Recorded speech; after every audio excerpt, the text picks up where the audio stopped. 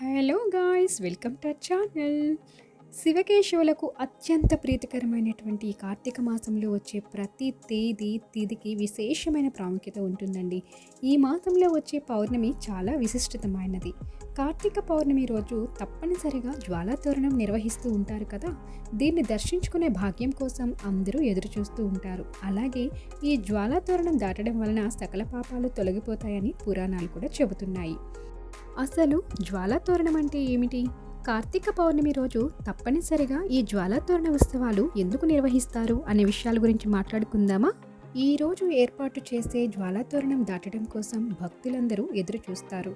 శివాలయాల్లో కార్తీక పౌర్ణమి రోజు జ్వాలాతోరణం ఏర్పాటు చేయడం ఆచారంగా వస్తుంది. ఈ ప్రత్యేక ఉత్సవం కార్తీక పౌర్ణమి రోజు మాత్రమే నిర్వహిస్తారు. ఈ జ్వాలాతోరణం దర్శనం చేసుకునే వారికి పునర్జన్మ అనేది ఉండదని నమ్ముతారు. అందుకే కార్తీక మాసంలో వచ్చే పౌర్ణమి రోజు ఏర్పాటు చేసే ఈ జ్వాలాతోరణం దర్శించుకునేందుకు భక్తులు వేలాది మంది శివాలయాలకు చేరుకుంటారు. ఈ జ్వాలాతోరణం దాటిన వారికి యమలోకంలోకి వెళ్ళే అవసరం రాదని చెబుతారు.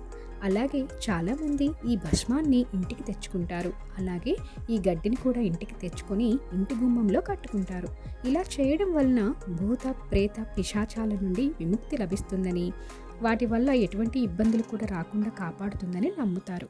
కార్తీక పౌర్ణమి రోజు ఎవరైతే జ్వాలాతోరణం 3 సార్లు దాటుతారో వారికి శివయ్య అనుగ్రహం లభిస్తుందని భక్తుల విశ్వాసం. మన పూర్వీకులు ఈ జ్వాలాతోరణం ఆచారాన్ని ప్రవేశపెట్టడం వెనుక ఒక కారణం ఉందట. యమలోకంలోకి వెళ్ళిన వారికి మొదట దర్శనమిచ్చేది అగ్ని తోరణమట. యమలోకానికి వెళ్ళిన ప్రతి వ్యక్తి ఈ తోరణం గుండానే లోపలికి వెళ్ళాలట. వాస్తవానికి ఇది పాపులకు వేసే ప్రథమ శిక్ష అంట. ఈ శిక్షను తప్పించుకోవాలంటే ఈశ్వరుణ్ణి ప్రార్థించాలి. అందుకే కార్తీక పౌర్ణమి రోజున ఎవరైతే జ్వాలాతోరణం ద్వారం నుండి 3 సార్లు అటు ఇటు వెళ్ళి వస్తారో వారికి ఈశ్వరుడి అనుగ్రహం లభిస్తుందంట. వారికి యమద్వారాన్ని చూడాల్సిన అవసరం కూడా ఉండదట. అందుకే అందరూ తప్పనిసరిగా ఈ జ్వాలాతోరణ మహోత్సవాల్లో పాల్గొనాలని పెద్దలు చెబుతుంటారు. ఈ వీడియో మీకు నచ్చితే లైక్ చేసి షేర్ చేయండి. మరిన్ని అప్డేట్స్ కోసం మన ఛానల్ని సబ్స్క్రైబ్ చేసుకోవడం అస్సలు మర్చిపోవద్దు. Thank you so much for watching.